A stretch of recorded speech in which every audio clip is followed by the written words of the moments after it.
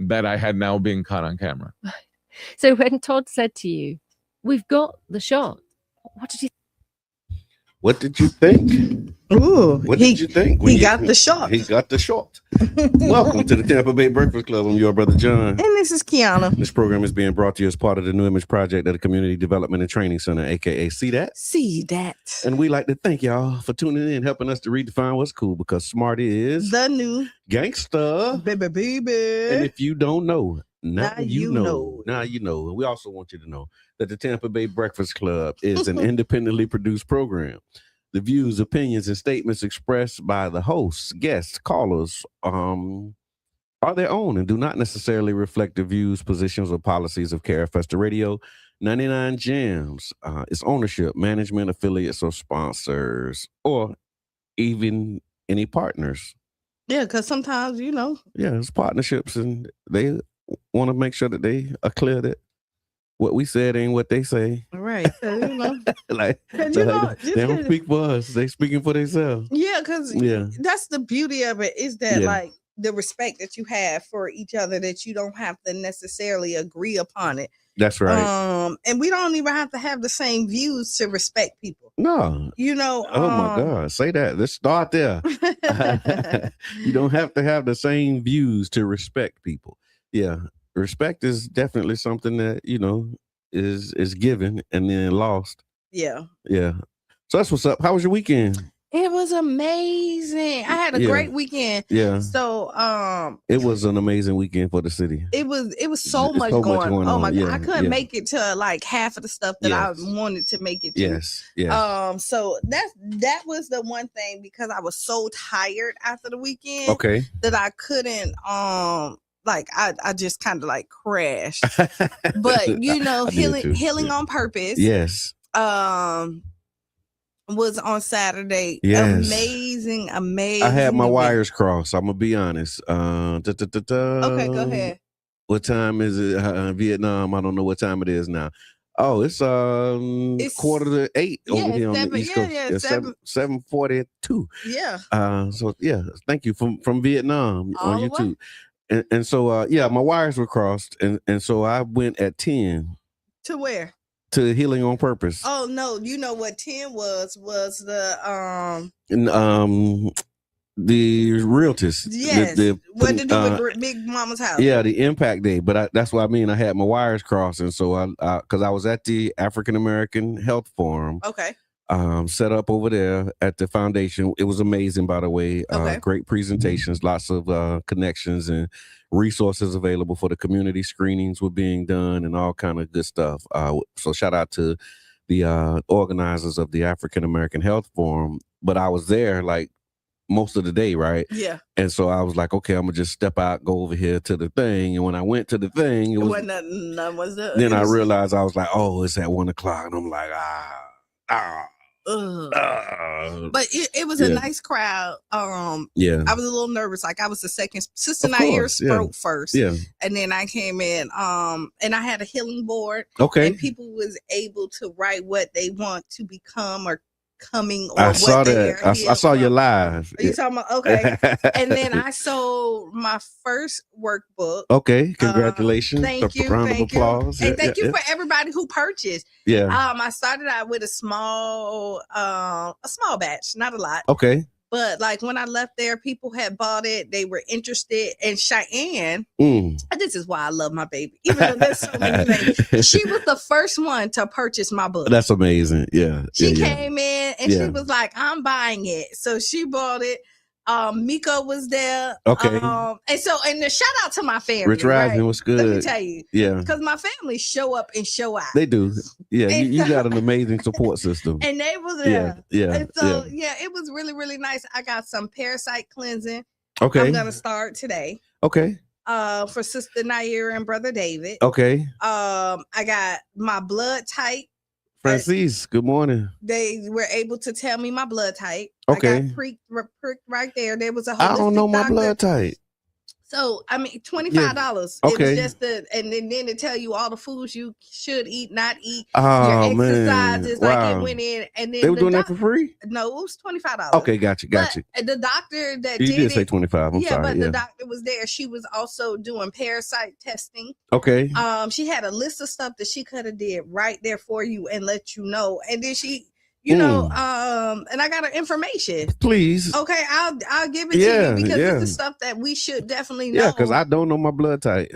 Wow. Good morning. Thank you. Happy to be back.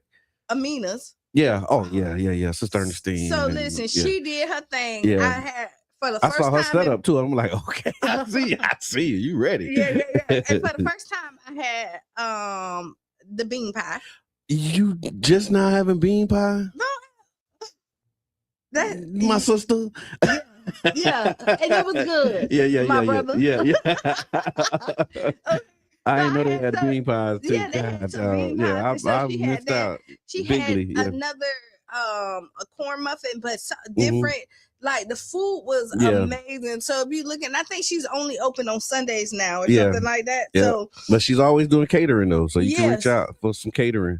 And then I also had one of Sister Naira and Brother David drinks. Okay. Which sea moss drinks. Okay. I had an apple sea moss drink. Okay. Y'all, listen, they doing their thing over there, right? Yes. And then last but not least, I remember she had the gummies too. She had sea moss gummies. Okay, they didn't have no gummies. I didn't see any gummies. And then I put the patch on for pain. Oh, really? Oh, and I slept amazingly after that. Like I put this on. Okay. So the patches, like it was so much information in the room. You see my face, right? Yeah, like I'm telling you, this is like such a great day. So I still have some more workbooks, and the workbook is the mindset reset. Okay. It's a journal. It's a 30-day journal, and you just really, I tell people like you can lie to the world, but you shouldn't lie to yourself. That's right. And it's not complicated, but it's thought. You know, you got to think about it. You really do. Yeah, you got to sit with some of the prompts. You really do. And for 30 days, you're committed to this journaling. Okay. And trying to see what you want to be. And the good thing about this workbook is that you define what that is. So, like, you can focus on being a better coworker, or a better husband, a better daughter, within a better the 30 wife. days that within the 30 days, whatever you want to work on yourself, you reflect that and take this journey in the 30 days. And once you finish, even though that workbook is done, you can still use that exercise constantly in different aspects of your life. So it's a jump starter. Get you going. Get you focused. More is coming. That's what's up, y'all. Appreciate it. And so also want to give a shout out to Story 727 for their Sunday Fun Day and really just acknowledge them for their consistency. Yeah. Because like they've been at it for a few years, and that consistency of doing those Sunday Fun Days, like it can take a lot out of you. So thank you for what you do, brothers and sisters of Story 727. Definitely appreciate it. There was also a One Community Grocery Co-op volunteer work day. And so I want to give a shout out to everybody who showed up and participated for that, as well as another, and I'll say this again, another sold out cash mob. Yeah, I saw King Reed and Aaron, and shout out to the whole Black Money movement. But another sold out cash mob at Big Buster's on 49th Street, 15th Avenue in the Fusion 49th District. And so keeping the momentum going, up next is Forever Wings. That will be this Saturday at 12 p.m. And it's 1440 49th Street, another one in the Fusion 49th District. And quiet as it's kept, Fusion 49th has one of the highest concentration, if not the highest, but one of the highest concentrations of Black businesses in the city. So I'm really happy to see the way that the Black Money movement is showing up and the way that the people are supporting the cash mobs. And so thank you. Thank you, King Reed, and everybody a part of that for your leadership. Definitely appreciate it. And I believe it with all my heart. We are going to make each other rich on purpose. On purpose. Oh, and then we had Speakeasy. Okay. On Saturday night too. Tell and me the about night market. Yeah. And so you have vendors there. And then you know the Speakeasy because this is Poetry Month. Yes. All of the poets was amazing there. Yeah. I didn't get to stay long because by this time it was late. And then congratulations to Dan. Okay. Dan did his soft grand opening Jackson's. for Jackson. Okay, yeah. I didn't make it He there. did send me an invite, but I just couldn't make it. I was trying my darndest to Yeah, get there. yeah. That's what's up. And Congratulations. so yeah, like it's big stuff popping. It is. It really And is. then It really is. the mural went up. Okay, so the mural at the old Catalyst. Yeah. It will forever be the old Catalyst, right? JQ's, right? So what's the feedback? I haven't seen it yet. I saw a picture of it, but I didn't. And the picture that I saw of the mural was they were still painting it, and so I didn't see like shout out to I didn't see the Freeman finished who's product. doing it. Okay. You know what? I think it's beautiful. I think it is. It represents St. Pete. When I saw it, they had Winky Wright, they had Rob Wave, they had Angela Bassett, and they were still painting more people. So people from the Burg, that represent that. And so, there's mixed views about it, like anything else. Yeah. And so I always say, two things can be true at the same time, right? And there's things that you can pay attention. You can look at the negativity or the bad things that happen to these people, or you can look at the impact that they had on the community. The art versus the artist kind of thing, right? So like, what's the art and what's the contribution, and then you look at their personal, things that they deal with and struggle with, that most people deal with and struggle with on a regular basis. And not condoning or giving a pass on it. When you're a celebrity, your stuff is posted and people can openly judge you. And when you're in the private sector, you go through this stuff by yourself. Yeah. And maybe only your friends and family talk about you, but not the whole world. Yeah. It's not visible and open for everybody to see. And what you just said reminded me of something that I saw too, and it's Motivational Monday. And then we got a lot of good stuff happening. But I wanted to lift this up because I saw in that same spirit, right, when you talk about artists and their art and their contributions, I saw that Africa Bambaataa had passed. And did you see that? So Africa Bambaataa, he is a hip hop pioneer, groundbreaking. If you ever heard Planet Rock, Looking for the Perfect Beat, that's my jam. But like just a really great contributor to the hip hop culture. But then there was like just the same type of deal like around his passing. So after he passed, there were all of these debates about his life and the decisions that he made. And so here we go. I finally found it. So it says, Africa Bambaataa, he was one of the founding figures of hip hop culture. He passed away recently. He was known for helping to shape the early sound and structure of hip hop through music, DJing, and organizing cultural movements in the Bronx in the 70s and 80s. He wasn't just an artist. He was a movement builder. He was the founder of the Zulu Nation. He helped define hip hop's core elements, which include DJing, MCing, breakdancing, and graffiti. And he's known, like I said, for the classic record Planet Rock, which helped bring electronic sounds into hip hop. He played a major role in turning hip hop from street culture into a global force. But then it gets complicated. Right. In later years, African Bambaataa faced serious allegations of sexual misconduct involving minors, which he denied. Those allegations created a divide, particularly around his passing, because some, they still wanted to honor and recognize his contributions, while others feel like his legacy is permanently damaged because of these allegations. And so what his passing did was it brought up this question about like, how do we remember people who've made these major contributions, but also faced personal and serious allegations? It was crazy. Like, cause how do you separate the job from the man? Because I mean, that's what the question is. That's right. That's right. And so you know what? That's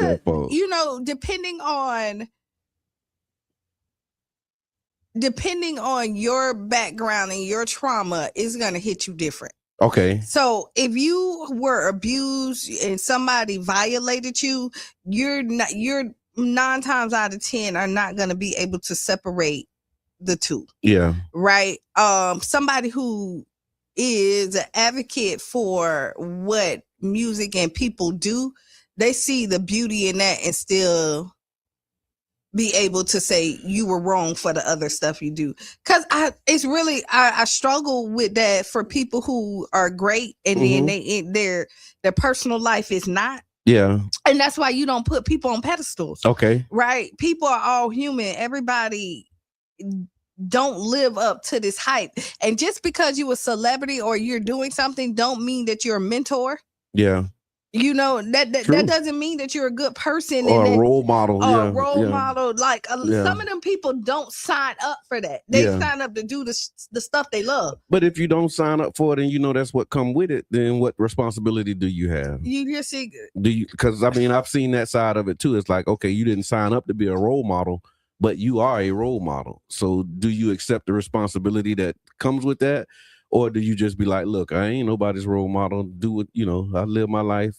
Whoop-de-doo. Sometimes you got to live your life and whoop-de-doo. Sometimes you got to. You would love for everybody to step up to the plate, but sometimes people are not mentally capable to do that. Yeah. Or they're in a spot where they're selfish and they be like, Dad, ain't like, I ain't your mom and daddy. Yeah, I agree. And so here's the question, y'all. Put it in the chat or you can give us a call. When somebody contributes something major to the culture, but they have serious allegations against them, how should they be remembered? Should we remember their contributions and, not their personal things? Because like, how do you acknowledge that? Yeah. You think of all the stuff that Bill Cosby. Yeah. His contribution to the culture. And then they canceled the Cosby Show. And I was just watching the Cosby Show, right? I like the Cosby Show. And as I was watching the Cosby Show, so on this episode, they were talking, how was it? Was it Alvin? Mm-hmm. Alvin? Dang, it's been so long. But so it was like Alvin. It was like the guys, right? The husbands. So Cliff, Alvin, and then Denise's husband. Okay, go ahead. So they all talking, and the conversation that they were having was about romance and like who's the most romantic, right? Yeah. And do it cost money to be romantic? Mm-hmm. And then they challenged each other. It was like, okay, we're gonna have a dinner. I remember that. And we're gonna see who could be the most romantic. But I was like, man, just to see that image of black men talking about romance, and then actually saying, okay, we're gonna challenge each other as men to a dinner and see who can be the most romantic with their wife. Yeah. I'm like, oh man, like that's some great Jews like seeing that now is like, wow. And you need a Bill Cosby night. You need a Cosby Show at this point. But it just like because we grew up watching it, but I didn't understand like what we were seeing and what the impact was. Like you hear about it now, the impact of the Cosby Show and the impact of these positive and like the whole New Image Project, all of those things. But to be able to sit and watch that episode in this time where I am in my life, you know what I mean? And I'm like, wow. And you just see like black when you had, and even though they're bringing back a different world. Amen. You saw the impact that it had on the like more blacks went to college out there, a different world. Like they really wanted to explore that.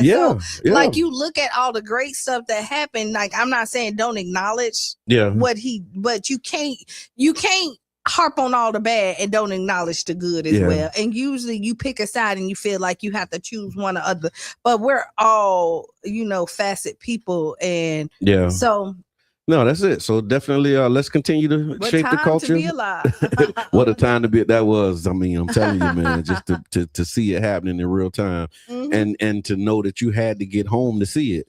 Because if you missed it, you missed it. Right, because it wasn't like it wasn't you go stream the whole episode. It ain't you record it or nothing like that. If you missed it, you missed it. So you had to like set an alarm. Know that when it was time to go to check it out, you went and you checked it out, and it was something that you could watch with your family. Like you could sit down and everybody in the household can watch the program together. Baby, TV time. Do you remember like TV time with your watching TV with your family? Mm-hmm. Do y'all still do that? Like, do people still sit and watch TV with like a family together? Sometimes, because I know I'm basically an empty nester, so and I am too, right? Yeah. But like we're intentional. Like we'll get all pajamas. Me, my mama Cheyenne, we'll get matching pajamas and like binge watch something. Yeah. That's what time it is. All right, and so it's 8:00, so we need to take a break. We got a packed full hour coming yeah. in. Oh, yeah. So y'all get ready.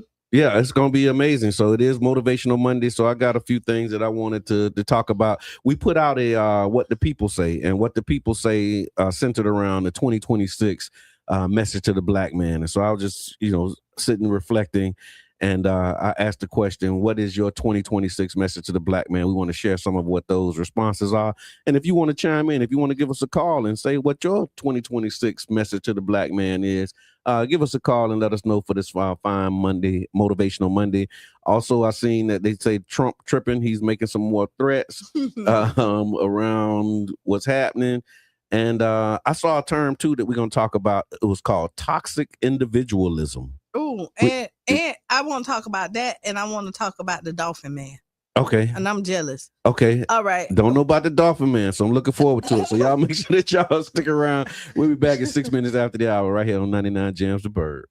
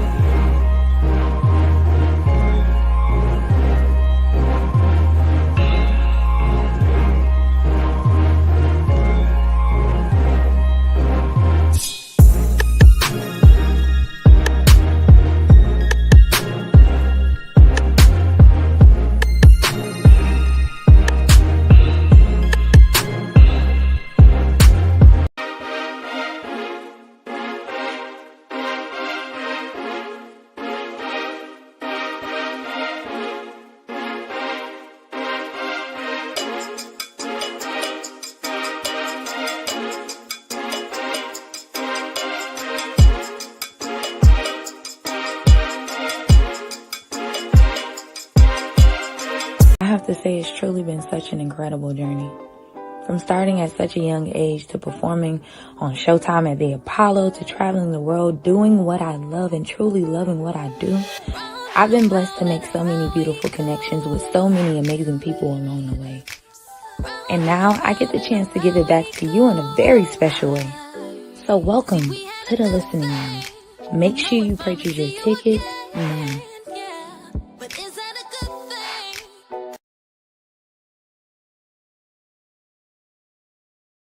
I have to say it's truly been such an incredible journey. From starting at such a young age to performing on Showtime at the Apollo to traveling the world, doing what I love and truly loving what I do, I've been blessed to make so many beautiful connections with so many amazing people along the way. And now I get the chance to give it back to you in a very special way. So welcome to the listening lounge. Make sure you purchase your tickets now.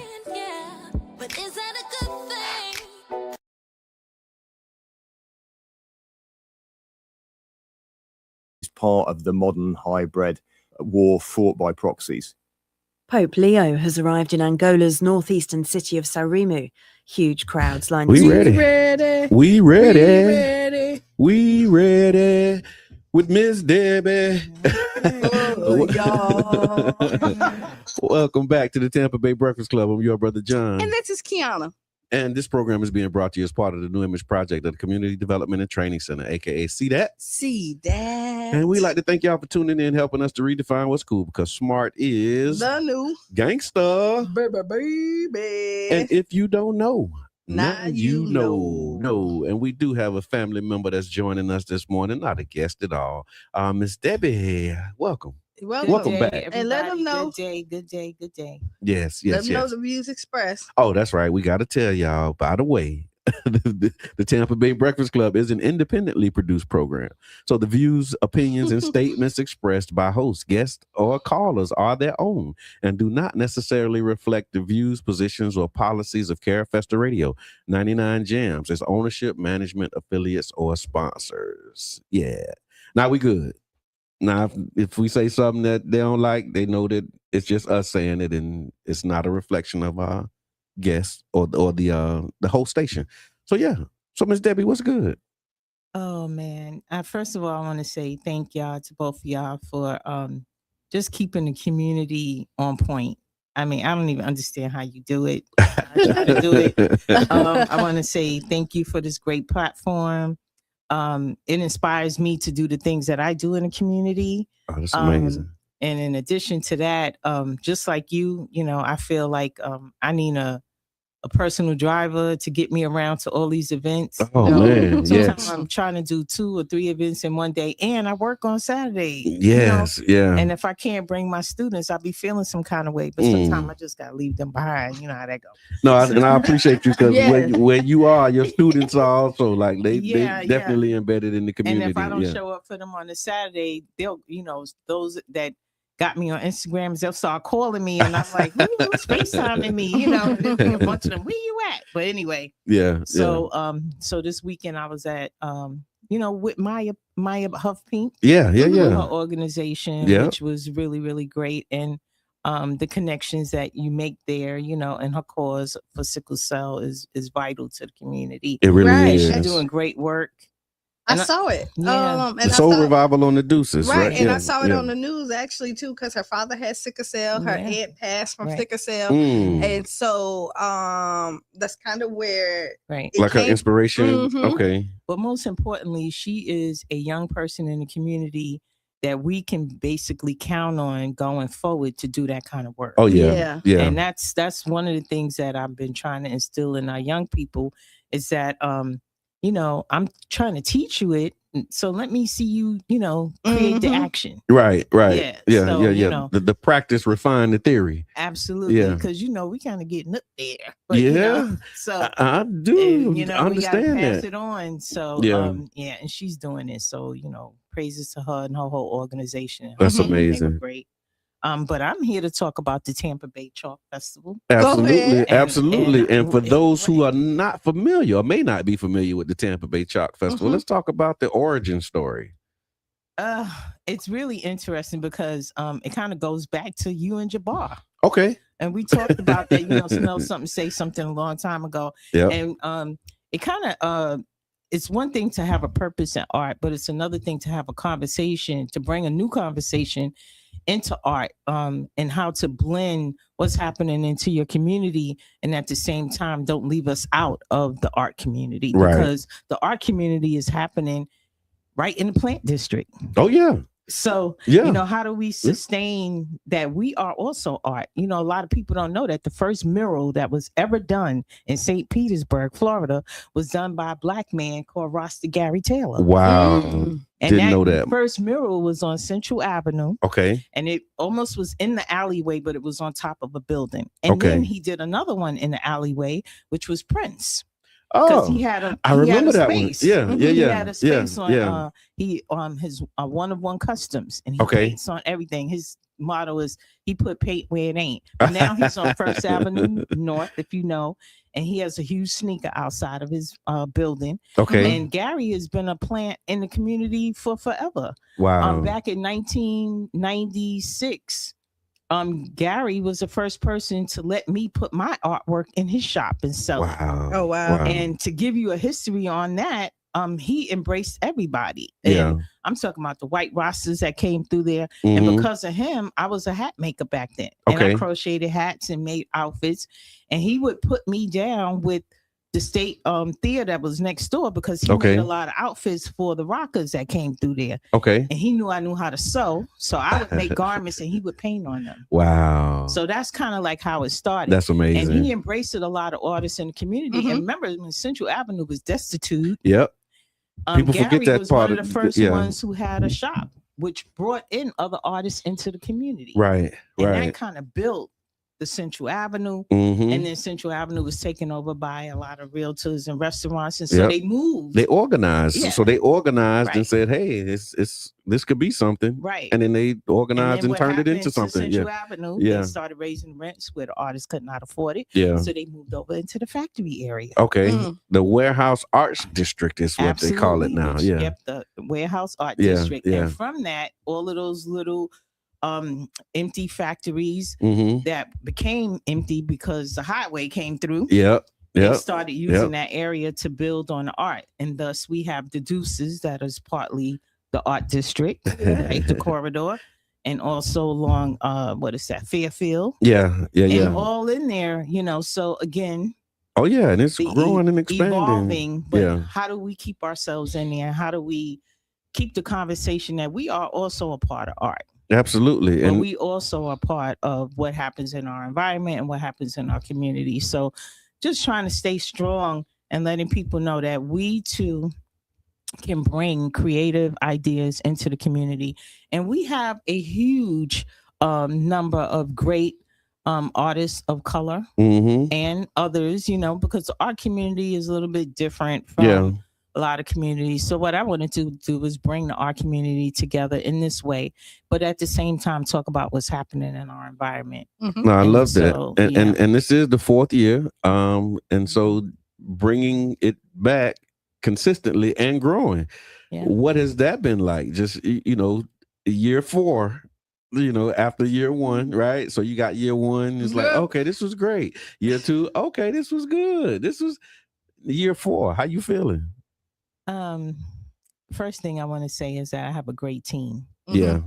God bless them all. I have a team that's kind of like out of this world.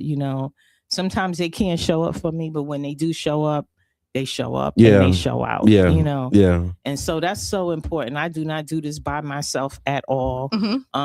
Also, I want to say, thank you to the grace of God. Grace always rules and wins first. And so, that along with all of the artists that I met along the way, my students, those that I mentor, those that I encourage, it's been like almost close to 32 years in the community as an art teacher or art enthusiast or art community advocate, and so it's amazing where it has taken me. But at the same time, it's not all about me. It's about the artist. One of the things I said years ago, back in 2000, early 2000s, I put out there that I just wanted to be able to pay artists. Yeah. And I have had that opportunity to pay artists. So Nice. that's one of the most important things. Okay. Yeah. I've sat on panels, I've been to colleges and so forth. A lot of people don't even know that I graduated from Eckerd College. Okay. I didn't know that. You know, and I got the highest award in visual arts, which kind of puts you in a situation. You know what I'm saying? Say more about It's that. like you can't get that and not use it to help the community in that way. Yeah. And so and I have a background in theater art. Okay. And so you know, and the only reason why I usually don't like talking about myself, but somebody did an article on me, so it's I did see that. And shout out to the power broker. And I was really feeling some kind of way, you know, it was nice to share, but at the same time, I was like, I'm not going to do this. But at the other time, I was saying, it ain't about me. It's about the community that I serve and the organizations that I have a part in. Yeah. It's about the young people that I've helped along the way, you know. That's right. And it's telling your story and it's motivating other people because like there's somebody that's looking and want to take this path and you're showing them that it's possible. Absolutely. Right. Absolutely. Like with Cheyenne. I met Cheyenne through ACT. And you know, Art Conservatory for Teens with Alex Harris. And Alex Harris, I volunteered, you know, because I wanted to do something with the students. So a lot of people don't know that I am a stagehand union worker. Oh, wow. And I've been for years. I came out of New York and came here. And so one of the things that I do, you know, I know you know, how that to sew and was so a while forth. ago. Like but I know how to dress people for, you know, I've had the experience to dress people. I want to say thank you to Mama Blue, who's like my sister in the arts. And both of she us, on here know, too. Yeah,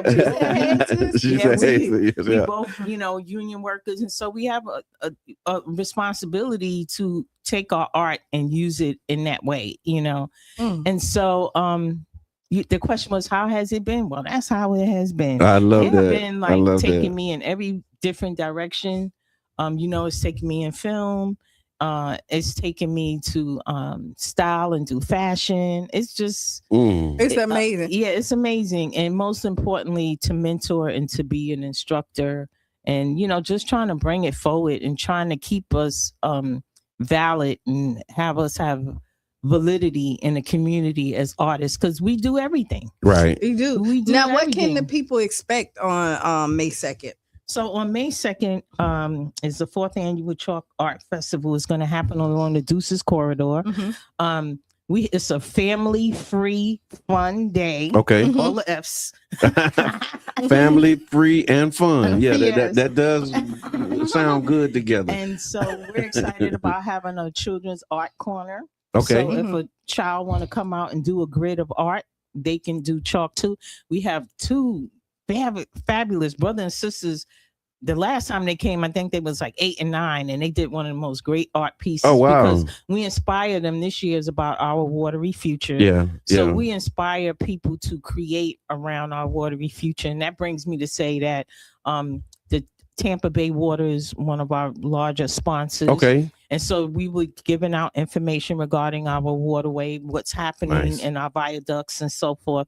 However, at the same time, our artists did a workshop along with them already online. This just happened like a week ago. Okay. And they got to speak to specialists from Tampa Bay Water. So what we expect on that street is some organizations that can help you understand what's happening on our waterways, because I know we got a serious problem right now. Yeah. Yeah. Oh yeah. No, I've been seeing it. I mean, and you know, maybe not the exact context, but I've been seeing like conversations about this drought, conversations about, you know, water shortages, these conversations around data centers and the impact that they have on our water.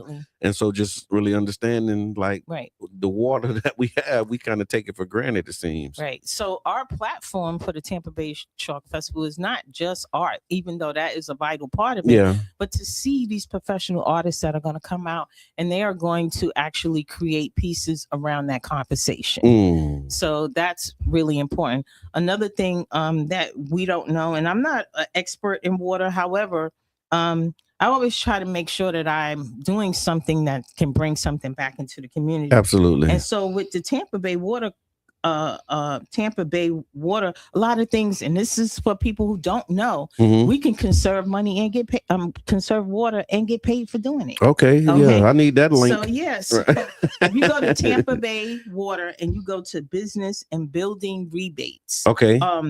Also multifamily rebates and You be if you residential there, rebates. you be we calling on you if you can put that in the chat for us. So yeah, if you go to the Tampa Bay Water website, Okay. and look for a residential rebate. So there's what they call high efficiency rebates for people who have toilets and you want to replace your toilet. You can get a rebate for $200. So you know a toilet is going to cost you about $190. So you're going to get that money back if you spend it, right? Okay. Also, if you do smart irrigation, and a lot of people are trying to put in wells, you get a rebate for trying to put in a well up to $1,000, and a well can cost you about $1,500. So also that sounded real attractive. Now I'm thinking, okay, we might need to dig up some well. And really, if you dig up a well versus the water that's we can help the situation. And then also smart irrigation. They'll give out a ticket if you not irrigating properly. Yeah, so I've seen that. You need to look into those type of things. So utilize the website. I mean, we have the resources is out there, and a lot of times the community don't know how they can help. Then also there are small things, and you'll see some of the handouts for that day. We're gonna have some like travel booklets for kids to do. If you fill it out, you'll get a prize. We'll do a lottery. But those little booklets tell you small things like turn off the water while you are brushing your teeth. Yeah. Because we have to teach our children how to conserve water now. I remember learning that in school. Later. Yeah. I remember in school they used to talk about water conservation, and I remember they used to tell us about turning the water off. They used to have us doing the exercises. You cut the water off when you brush your teeth? Yeah, I do. Yeah, I did. They taught me good. And let me tell you, this is so funny. I bought in. Yeah. I did this weekend, but I typically don't. Okay. Yeah. And this is why it stuck with me. Is because I don't even know what made me cut it off. Okay. Yeah. It's a habit that you don't know. Conservation. And I remember the way they used to talk about it in school was they said, just imagine if you had like a gallon of water and that was all you had for the day. How would you use it? And so when you brushing your teeth, like, would you just pour the whole gallon as you brushing your teeth, or would you like, kind of regulate? And so that was a lesson that stuck with me as a youngster, that I always just kind of You be able to put the link up there. It's some good stuff. I love that. Thank you. It's some links and stuff. I don't know if you need plumbing. I just got my plumbing done. The city paid 100% of it. Oh wow, 100% of it. So it's the lateral plumbing. Oh, that's program. right. That's right. And also it was the laterals that needed some attention. I remember you dealing with that for. No, that's good. I didn't hear the ending. So to know that the city paid, because I remember when you was like dealing with that and submitted it. It was an easy process. Okay. And we talked about it on here, so I'm happy to hear that works the way that they advertise. Immediately came in. The city did their part. The plumber came in there.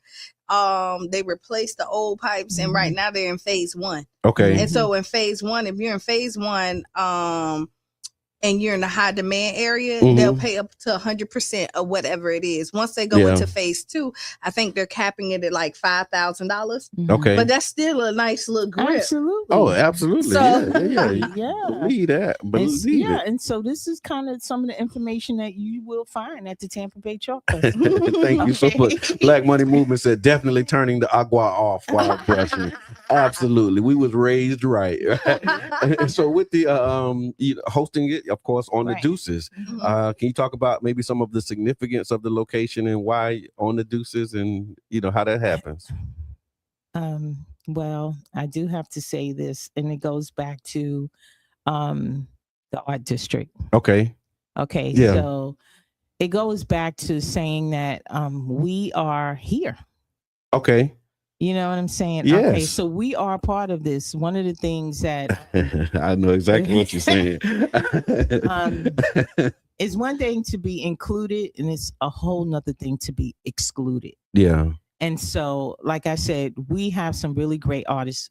Freeman is actually right there on the Deuces. We're just talking about that. Yeah. Creating a mural. In case you don't know, he was named the #1 top artists through the Black Art and Film Festival. Okay. This Free year. did this one too. Didn't know that. Yeah. He did this tattoo right here. Yeah. And it's Oh, you didn't show Let me see. Okay, there we go. Yeah.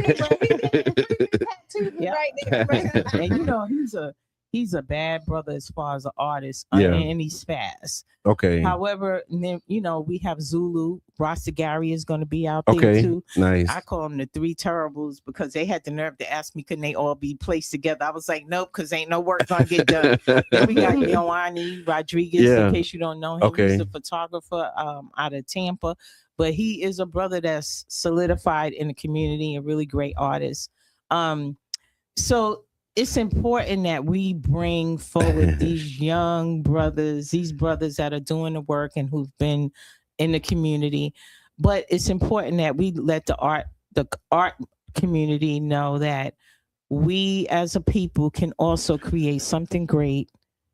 No, our community. I heard it when you said it. Like I mean, it was implied, but you just made it explicit, and I think that's important, right? Because when you have a whole district that's growing up around the arts, and then you have a city that's championing itself as a city of the arts, right? And you start to wonder, well, where am I in this picture? Like literally, right? And that was a part of what the advocacy around Child's Park, how we got the Dream Big, Be Big, Dream Big mural, was because we started seeing like all of this art pop up, and we say, okay, we see these murals, and we having conversations about it, but we don't see anything like that on the west side, southwest side, right?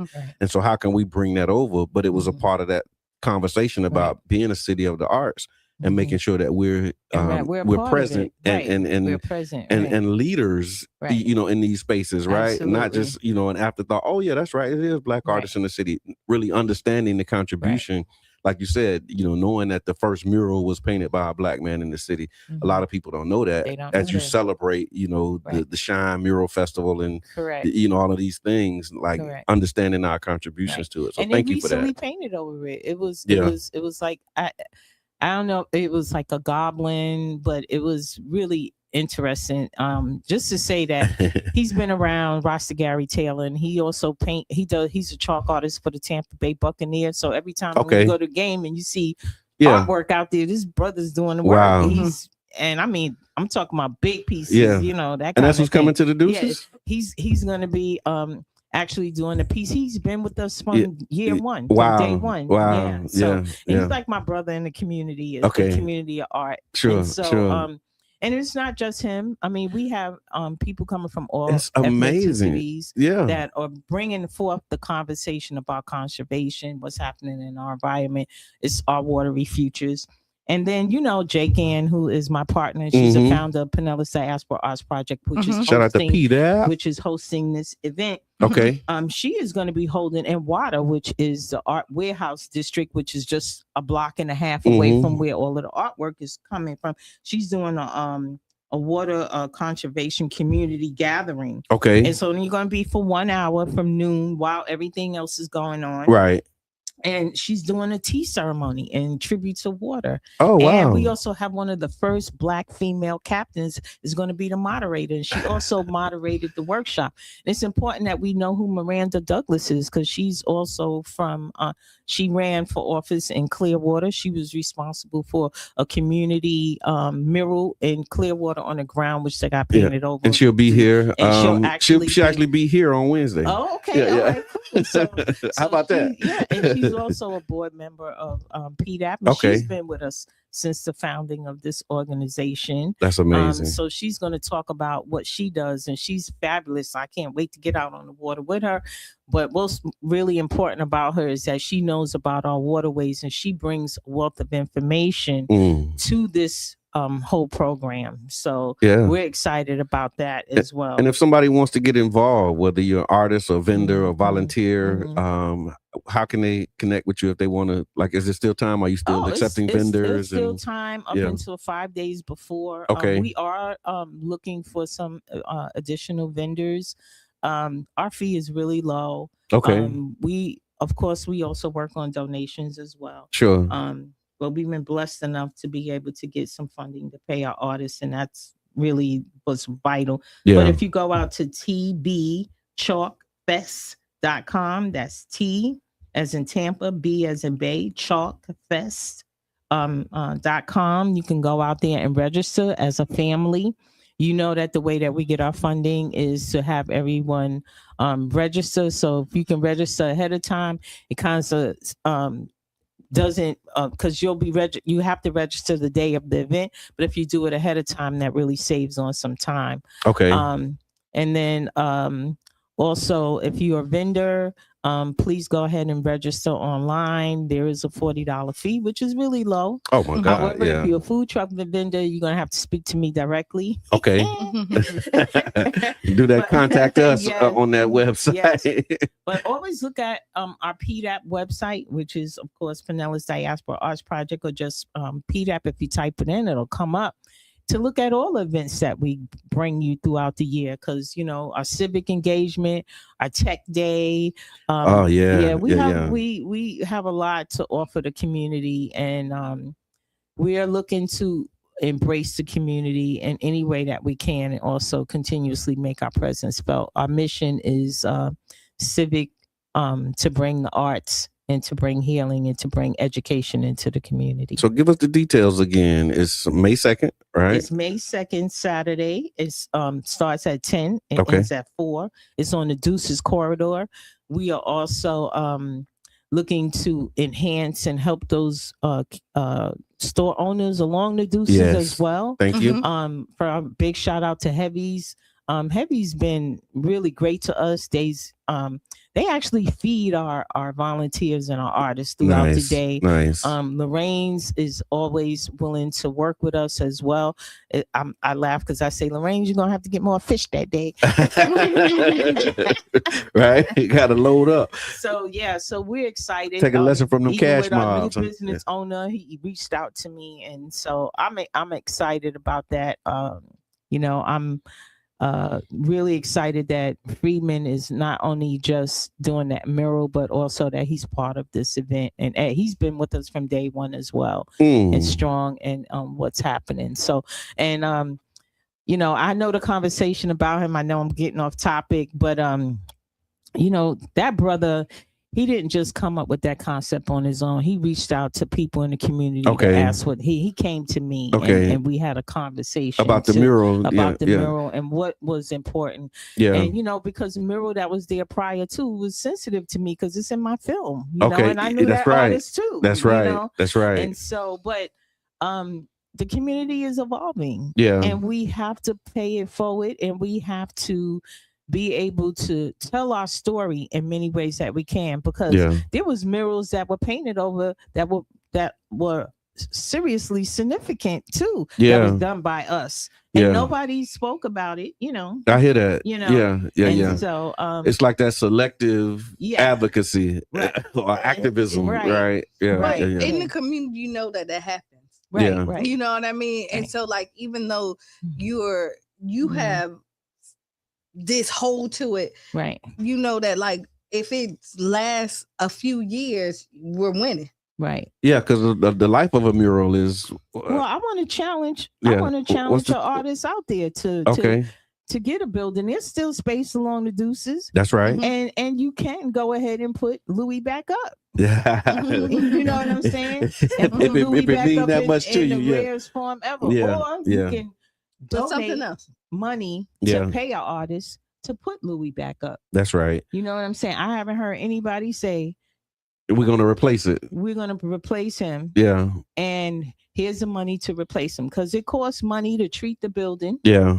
It's expensive. It's expensive. And what people don't know is that Louis was kind of fading. There was some issues happening with Louis too. That's what I mean. Like the life of those murals.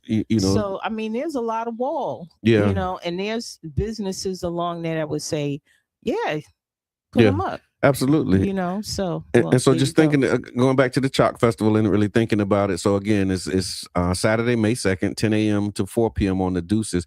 Do you have a favorite? Maybe like a chalk piece, or maybe even like a favorite. Don't start. Well, let's do this. A favorite moment from past. The favorite moment from past festivals. The whole thing. it's really interesting to see young people get excited and they walk away with, I can do that too. Yeah. And then we create a whole new community of artists. Wow. And so that's really important. And what's so interesting, you think a lot of times it's for the children, but you'll have somebody that is in like in a walker sitting chair, and they'll be like, give me some chalk, and they'll be like in their 80s, and the next thing they know, they're expressing themselves. I love it. Yeah, which is really, really great. So it's a great family day.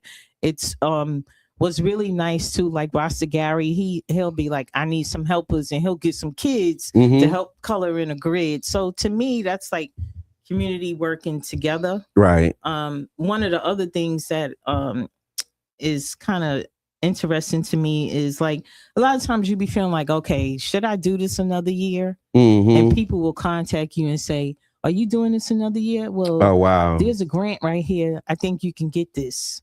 That's important. So when you think there's no money and there's no hope and it's not going to happen, then all of a sudden you start getting phone calls. Oh, you know, this grant, I think you could get this grant. You know? Or like Celeste Davis, who's a commissioner of tourism and arts, visual arts, and she'll call, oh, you know, maybe the city can give you some dollars. You know?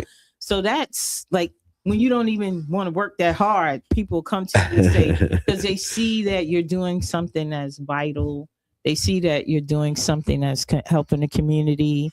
And they see that it goes way beyond that, because you'll have like vendors that are coming out who, like the League of Women's Voter, who are nonpartisan, but just want to help people register to vote. Right. You'll have Eckerd College come out there, Remora program, which is about plastic sustainability and what's going into our system. And then you'll have other radio stations call you up and say, you know, we want to give you an in-kind gift. Yeah. We're gonna do like a week of broadcasting for you, and you're like, wow, you know, That's really nice. So for this event, like you're getting more than just drawing on the concrete, because you like the Chalk Festival, right? So more than just playing, you're definitely you're getting something of substance, and you can take from it. And like for instance, NAMI, MAMI, which is wellness and behavioral health program. They don't only just pay the fee, they give a donation, and they come out and they help people. I even had ministries come to me and say, can I come out on the street and pray with your kids? You know what I'm saying? So it's important. I even had the brothers from the Nation of Islam say to me, you know, is it okay if we can put our paper out? You know what I'm saying? It's community. It's community. So in the that's broadest kind of sense, like the richness of the event. And understanding that those organizations that are tabling with us, not just are tabling us because they want to have fun, but they have a purpose as well. That's right. And how do you get the word out? Because you can't always send out an email or put it on. You have to be in the people's face. That's you have right. to be able to, like the Tampa Bay Water. We didn't know that they would have all these rebates, that they want the people to know it's that resources the and it's information. They want to know, you know, if they don't spend it, we might lose it. So give it back. It's about giving back to the community and creating a conversation around what your community can do for you, especially when you think there's no help out there. Amen to that. And so if there's a final message or like like why we should be there and why people should show up for the Tampa Bay Chalk Festival, what would your I would say like part of our mission, which is education in the community, civic engagement, and creating art. At least those three things from the mission. The other thing is people like you. You know what I'm saying? That get the word out, who can't be everywhere, but you got this platform. Sure. You know, so that's, to me, that's like the gut of what we all do.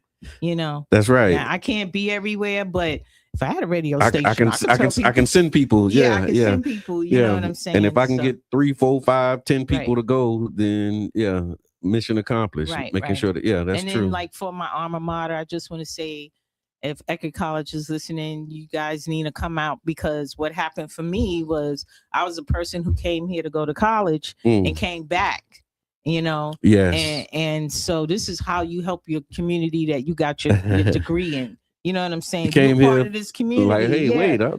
like, I like it here. Yeah, you like it. You Yeah. swim out there in the water, but Yeah. now let me tell you what's happening with With that water. Yes. And you know, if you want to keep your college right, or you want to keep your community right, because it's your community too, you got to give back. You got to contribute. Absolutely. There you go. So, You heard ladies it and here. gentlemen, you heard it here first. Or maybe not first, but you heard it here live Today.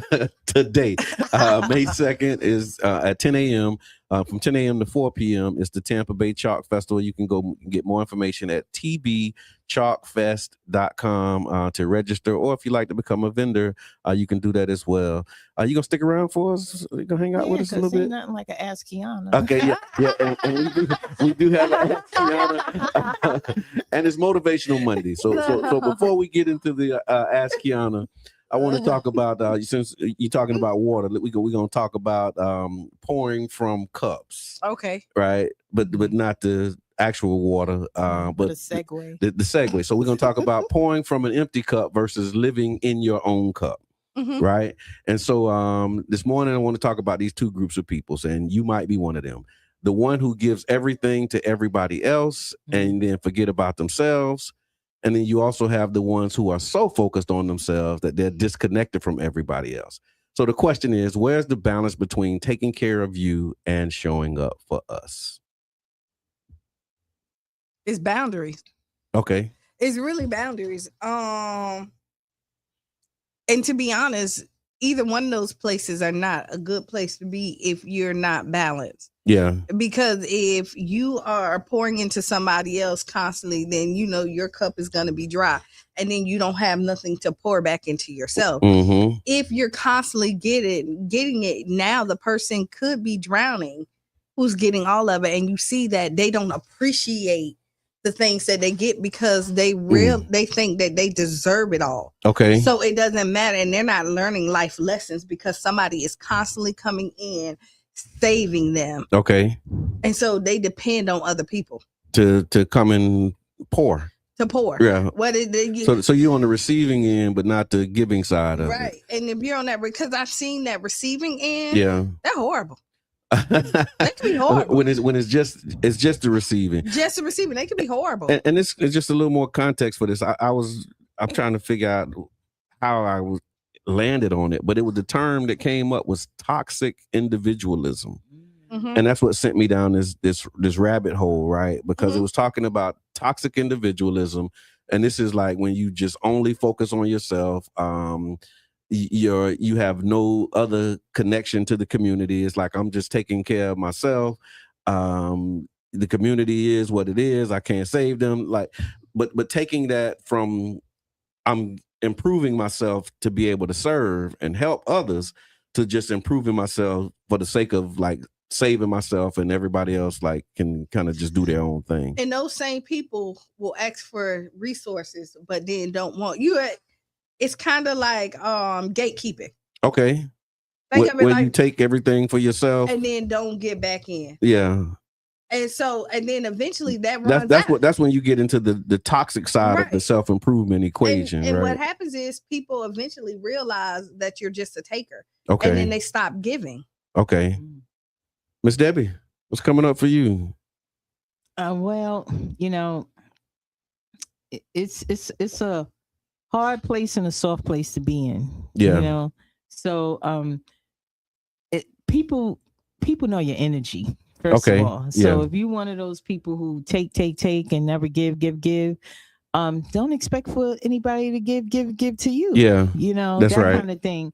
And then if you're that person that give all the time, you need people around you to remind you that you need time to take care of yourself. Yeah. Yeah. You know, it's time to take care of your health. So you know, like at one point in my life, I knew a lot of men in the community that were doing a lot of work for other people because they knew that, you know, a lot of the children that have no dads. And so they were exhausting themselves, and then they had to go home and take care of their family. Yeah. Yeah. And so, you know, but you being a dad for the community, and then now you got to go home. Right, yeah. Right. But they need somebody in their life to remind them, you know, step back and take care of yourself. Right. You know, right. But at the same time, sometimes you got to call people on their stuff, you know, you gotta say, you know, well, hey, you know, for the last 4 months, I've been doing this I see, but you know, and then you step back away from them, and sometimes if they're intelligent enough, they realize the woes of what they've been doing, you know. But the thing of it is that to find that balance is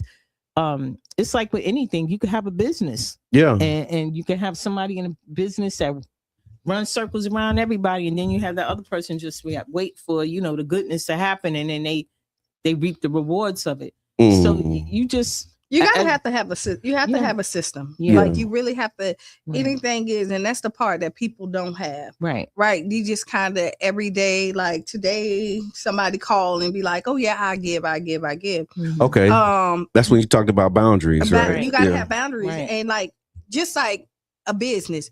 You have the do's and don'ts, right? And you need to have your do's and don'ts, and people need to know that. Now, if you bend on it, it's up to you, right? But you still need to have this in place. Yeah, and one of the things it says too is being able to say no without feeling guilty about it. Like that's another part of that. It's hard sometimes when you're a giver and you want to help and you want to have impact. Like being able to say no and then not feeling bad for saying no is another one of the things that I remember back to what you said.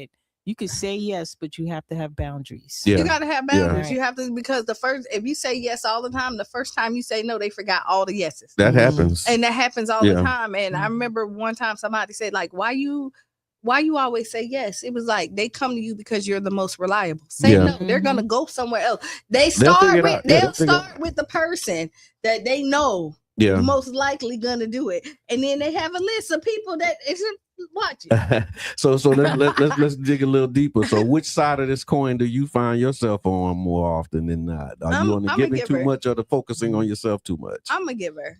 Naturally I'm a giver. And then I had and my therapist had told me to get this book about boundaries. Okay. You know, Miss Debbie, what side of that coin you on? You already know. That's the thing that unites us, right? Yes, that's the thing that unites us, you know. So, but at the same time, and people tell me, they say, you always teaching. So I, you know, even though I say yes to a lot of things, I also make it a teaching moment so that people respect me, you know. You have to have the respect in it too. As long as you're not being taken advantage of, it'll work out. And usually those people who, or individuals who do try to take advantage usually come around. And a lot of times I've had people apologize to me and say, you know, but how can I help? You know, later on. So it's like what you put out, you get back. No, that's right. And I want to pause for a minute because again, these are two extremes, and you can go extreme one way or extreme the other. And how you say we don't subscribe to all, and so there is a space for like you being disciplined, you being focused, and really understanding that you're building something for yourself, right? Or you're building yourself, because that's the space that I'm like starting to like. I need to, you know, do that penguin walk and get a little closer. Because, you know, after turning 50, you start thinking about like, okay, legacy, what am I leave behind? How, you know, is my family going to be good? I'm going to these health forums now. And I'm like, okay, dang, you know, it has my attention. Like I really need to start to focus internally, you know, as well. Not to the exclusion of community, but like really just understanding, like I've been projecting a lot out. And now I gotta like start turning some of that focus and attention inward. And you know what I'm saying? What you're doing is you're still focused. But it's hard. It is, but you're still your goal still is you're working on yourself so that your family's better. So it's still not even a selfish act. Like some people work on themselves just for themselves. Just for the sake of themselves. And that's not what you're saying is the balance of it. Like I love the community. I'm gonna still do, but I still need to make sure I need to fill my cup up. Because anytime I get a little bit in my cup, I'm like, hey man, I got something in my cup. You need something? I got something. And then when you go back and look at it, I'm like, but I'm pouring in your cup running over and mine just, you know. And you ain't offering back like yours running over and mine, you know, I'm swirling it around looking at the bottom, seeing what's left. There's a lot of ways that you can get that back too. Like one of the things, you know, I'm a touch healing practitioner. Amen. So you have to learn how to meditate, pray. Find those things that help you reinvent yourselves, regenerate yourself. That's right. So you could continue to do the work and be that father and be that husband, that kind of thing. So it's about timing too. That's right. You have to make sure that you take that time. But it takes us back to the individuals that take.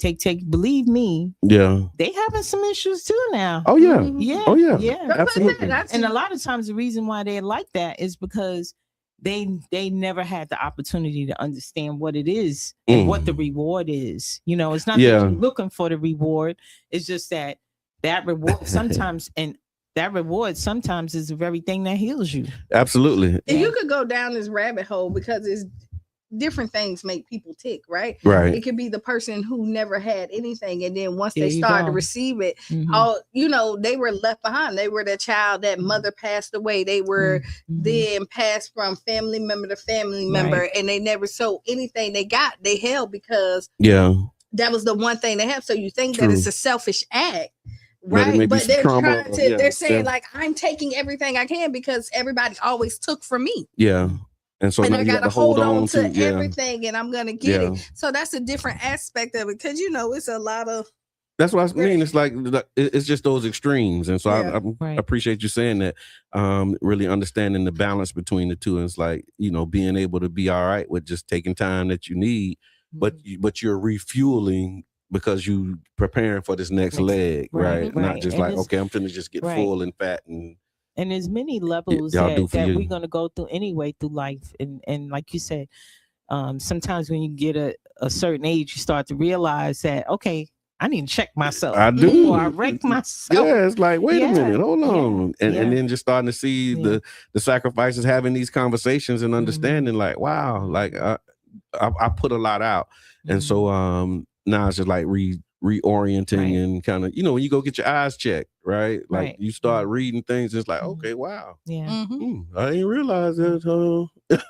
I need to focus a little bit more. It's like it was so funny because when y'all were doing an event at Child's Park and I saw you blowing the leaves, and I took a picture and I'm like, this man blowing leaves, and then he on the radio, and then he going leave here, and I saw myself in that, and I was like, something as simple as blowing, and you was all over that place. I mean, it needed to be done. Yeah, something as simple as that, and I was saying to it made me think, and I was like, wow, how much do we do? Yeah, true. We do a lot. True. How much do we do? Wow, and that was I didn't even think about that. Like I'm like, hey y'all.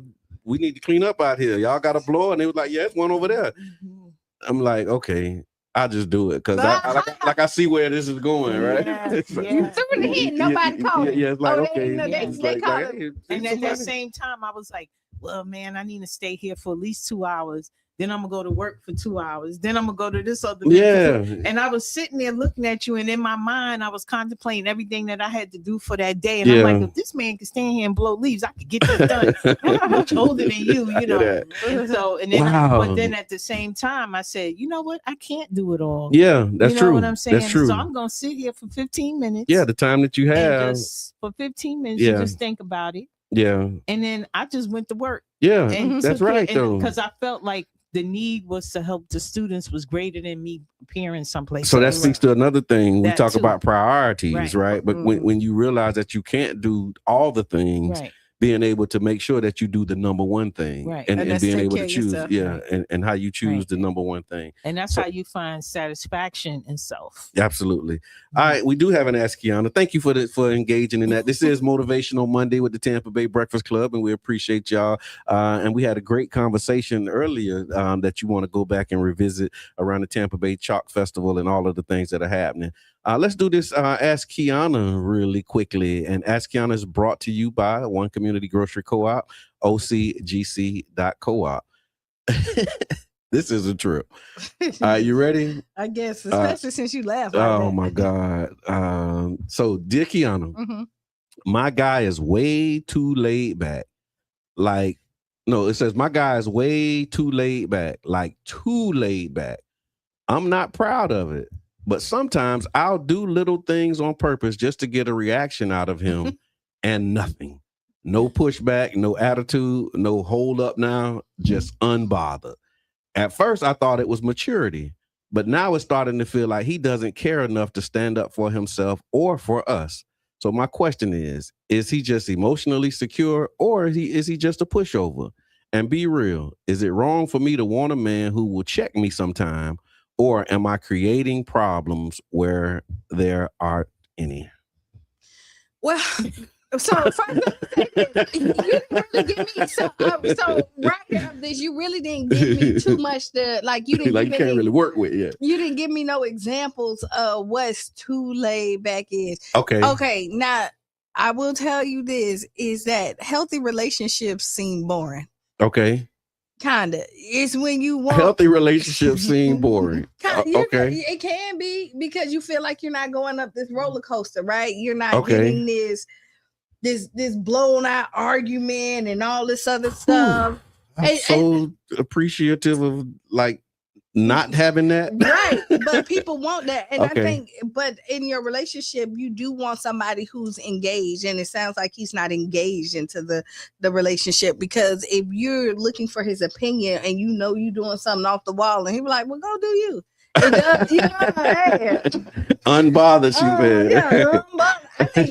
I don't think that I would. I don't think that type of relationship will work for me. Okay. Even if I don't want you hype, but I do want you to be engaged. Okay. You know what I mean? Because you could be so laid back and you just let them go ahead. Yeah. Because see, like my laid back is I don't tell you what to do. I'm just telling you what I'm not putting up in my life. Okay. Like make your own life decisions. Go do what you want to do because you grown. Yeah. But if you're a part of my life, this is what I'm looking. And then I think that's a kind of laid back kind of, and I just kind of keep it moving. So like what, I'm not so gonna what argue with you. What do you think about this part? It says I'm not proud of it, but sometimes I'll do little things on purpose just to get a reaction out of him. And that's games. And nothing. But see, Miss Debbie, that you reacted to that. Tell me what that was. I want to hear that reaction. All right, so it's kind of funny, her role in it all is kind of funny, but I'm just gonna say this, talking from an old girl. Okay. So men want peace of mind. Women want men to show up for them. Okay. Does this man show up for you? Is he paying the bills? Is he responsible? Do you know where he's at? You know what I'm saying? Okay. That kind of thing. Okay. Girl, calm down. Okay. All right. Because you can have a dude that is out there doing some crazy stuff. You know what I'm saying? Yeah. So, and if he just want to sit around the house and just be cool, and leave him in his peace. Okay. Go do you. Yeah. Sister Blue, man, let me tell you, she been married for a long time, but she be showing up. That's Fashion right. shows and that's all. right. What do you want to do for yourself to keep you, do you engaged and excited and yeah. But when you want your partner to come out, but he might not be that type of dude. But if that's something that you want, like, do you like it's the compromise? What's important? Because like you want somebody to. So again, some people is okay with that. But like if you're out there you're out there doing plays. Like let's take Mama Blue. You out there, she's okay with her husband not coming. Somebody else may want that support, and that may be a big thing for them. But the thing of it is like, so what's your compromise? You know what I'm saying? What's your compromise? Do you tell your man, I don't want you because you ain't loud and you ain't coming up? You're not showing up for me. The thing of it is, maybe his support is being that man. And I don't know. She didn't give us a lot. She didn't give us a lot. But he might be a homebound dude, and he's cool with the fact that opposites attract. Yeah. He might be cool with that. And then here's another thing that just came up for me in the 2 minutes that we have. Like, I don't know what the age range is on this one, true. But there's a time, like I'm at that space now where you get to a spot in your life where you just don't want no smoke. You want peace of mind. That's it. Like I ain't trying to like argue. I ain't trying to like debate. I just want peace. And you know what I mean? He might be saying, "Look at her. She just." But is it worth like? Yeah, is it worth? So he probably at that point now where I don't have to say nothing. She cool, I'm cool. Right. And Ruby just said maybe he's calm because he's aware of what she's doing and know the he end probably result. Laughing in his head. Like I'm not studying that girl. You ain't going nowhere. Like I see what you're doing. You want to wear your effing girl. Turn me back home. Go ahead. That's your thing. Do your thing. It's really with this letter because it didn't give us. It didn't give us a lot. It was kind of broad in it. I mean, you gotta if y'all healthy, and you're happy overall. Right, with it. absolutely. But sometimes people, when you say laid back, intimacy is things like that is important too Right. Yeah. in a relationship. And if you feel like you're not getting your fulfillment, then it's something that you definitely need to address. Yeah, I hear that. All right. Well, that was Ask Sounds Qiana funny. again. Ask Qiana is brought to you by OCGC.coop. It's a lot happening, y'all. So again, y'all go back. We talked about it earlier. Also want to let you know or remind you that the Childs Park Neighborhood Association meeting is tomorrow night at 6:30. So y'all pull up on us. There's a lot of good stuff that's happening. And final thought, Q. Be the change you want to be and see. Write down Mhm. those 5 things because it makes you feel good, giggle. I make you appreciate life. And y'all know who up next. Sister Hughes. Make you lose your shoes and shout all around the house. This has been the Tampa Bay Breakfast Club. I'm your brother John. And this is Qiana. And Miss Debbie. in the place to be. And we out, y'all. Bing, bing.